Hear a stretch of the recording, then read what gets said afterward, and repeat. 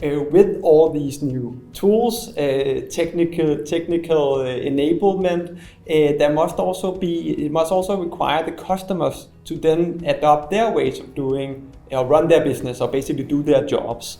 So how do they react to it? Are there any obstacles, any change management where we need to sort of be very much centered on helping them adopt? Yes, definitely. And I think as we know that digital solutions are solutions, these are machines or solutions or platforms. In themselves, they will not change my life unless I want to adapt and I have the willingness and the eagerness to use them in the right way. Yeah. So that also would mean that I need to change something on my side. So I have to first of all change my mindset. I have to change the processes. So, and that's one good thing with shipping. Also from the outside it will look like, so okay, shipping business is shipping business, but even two shipping businesses operating similar vessels will operate them differently. Yeah. And over the time period people have found their own way of doing things and their processes. Yeah. So that has to be streamlined, and that will be changed, and that's where the challenges lie. Yeah.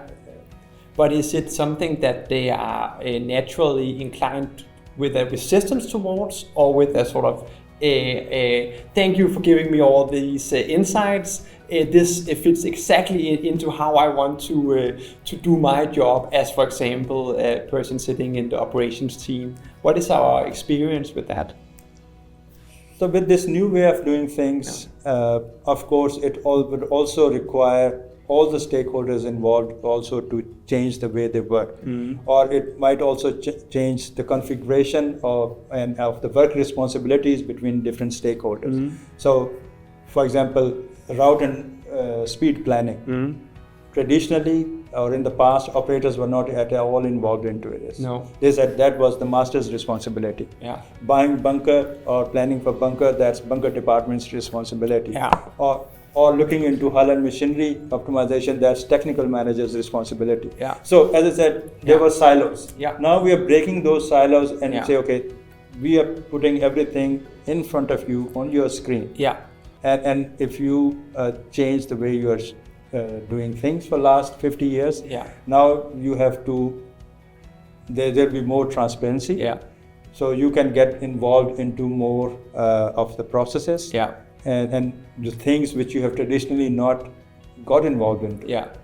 So it kind of also changes the job description a bit for an operator to be more sort of broadly focused on the also vessel performance side and also in the maybe the communication with the vessels in terms of the route planning and the route optimization. So it maybe puts a bit more sort of requirements on an operator. Could you say that?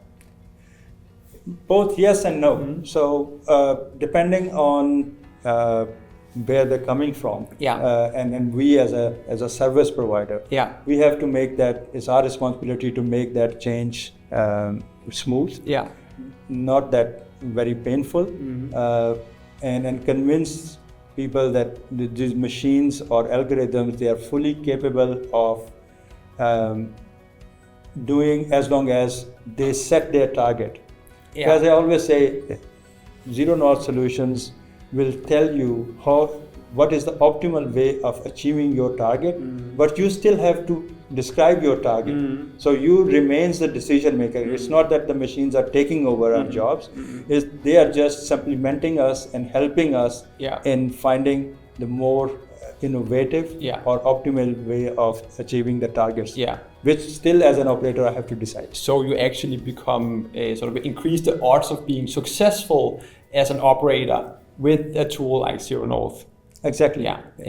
So for example, if we again take voyage optimization or weather routing as an example, we are not telling the master how to sail his vessel, right?